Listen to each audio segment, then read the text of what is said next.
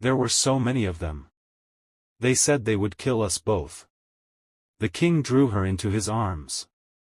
She buried her face against his chest, her sobs muffled by the weight of his robe. The maids, standing uncertainly by the door, exchanged worried looks. "Go," the king said gently. "You may rest now."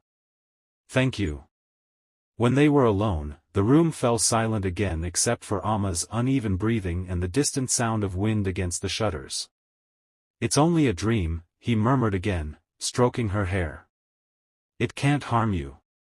But Amma didn't move. She looked up at him, eyes wide, still glistening. "You said the same thing 3 nights ago," she whispered. The king's expression shifted. Then she asked quietly, looking worried. "Is sending Akosua away the only option you have? Are the elders and chiefs all in agreement?" She'd asked again. He hesitated. "And your father?" she continued, voice trembling.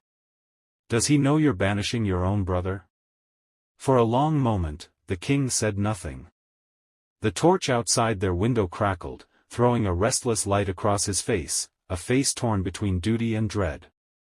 Finally, he took her hand again.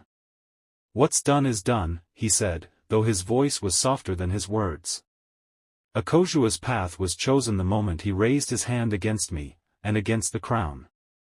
Amma lowered her gaze, tears gathering once more. "Still," she whispered, "every choice a king makes leaves a scar.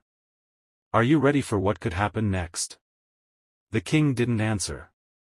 He only looked toward the balcony, where the moonlight spilled faintly across the floor, and somewhere deep within him, he felt the first shadow of regret. Meanwhile that same night, while Amma's scream still echoed faintly through the palace halls, another sound broke the stillness, the soft rustle of silk against stone.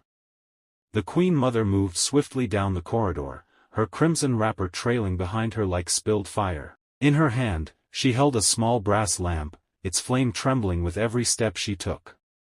Her face was set, proud, desperate, and weary. 2 kingmakers followed a few paces behind her, their coral beads clicking softly as they walked. The night guards bowed and turned away as she passed, for they had never seen her like this, on her knees in pursuit of mercy for her favorite son. They weren't into King's chamber. The sick chamber was thick with the scent of herbs and the faint hum of flies drawn to the oil lamps. The old king lay upon his bed, frail as a ghost beneath sheets of white linen. His breathing came slow and shallow, like wind trapped in a shell. The Queen Mother entered and knelt